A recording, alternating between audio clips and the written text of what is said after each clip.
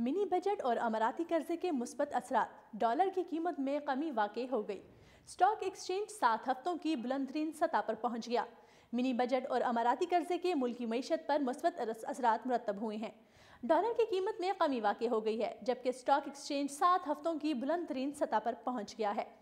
جمعرات کے روز open market میں ڈالر کی قدر میں 20 پیسے کی کمی نوٹ کی گئی، جبکہ اسٹاک ایکسچینج 100 انڈیکس 40,592 پوائنٹس پر پہنچ گیا ہے۔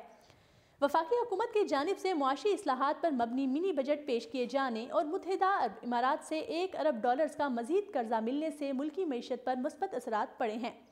جمعرات کے روز کرنسی مارکیٹ میں ڈالر کی قدر میں کمی واقع ہوئی ہے۔ اوپن مارکیٹ میں ڈالر 20 پیسے کی کمی کے بعد $139.30 پر فروخت ہوا ہے، جبکہ انٹر بینک میں ڈالر 5 پیسے سستا ہو گیا ہے۔ انٹر بینک میں ڈالر کی قیمت $138.84 پر بند ہوا۔ دوسری جانب حکومت کے اصلاحاتی فنانس بل پیش کیے جانے کے بعد پاکستان اسٹاک مارکیٹ 7 ہفتے کی بلند ترین سطح پر پہنچ گئی۔ جمعرات کے روز PSX 100 انڈیکس 40,500 کی نفسیاتی حد عبور کر گیا۔ سرمایہ کار بجٹ سے خوش ہو گئے ہیں، جس کے باعث پاکستان اسٹاک ایکسچینج 593 پوائنٹس، جبکہ اسٹاک مارکیٹ میں 1.32% کا اضافہ ہوا ہے۔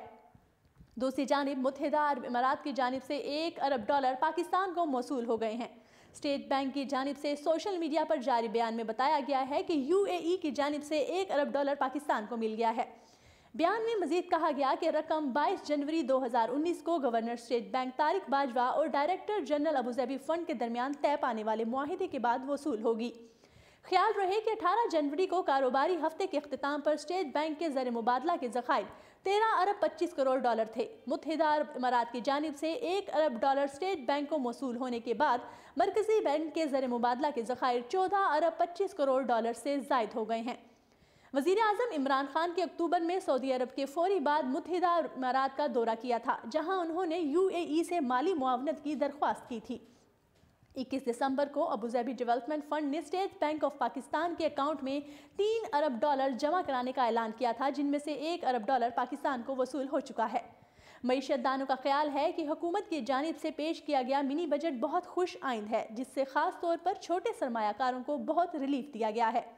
درمیانے اور چھوٹے سرمایہ کار گزشتہ کچھ عرصے سے معاشی بحران میں پھنسے ہوئے تھے، لیکن منی بجٹ میں دی گئی رعایتوں کے باعث ان کا کاروبار دوبارہ سے ترقی کی طرف گامزن ہو گیا ہے اور پاکستان کی برآمدات میں بھی اضافہ ہونے کا امکان ہے۔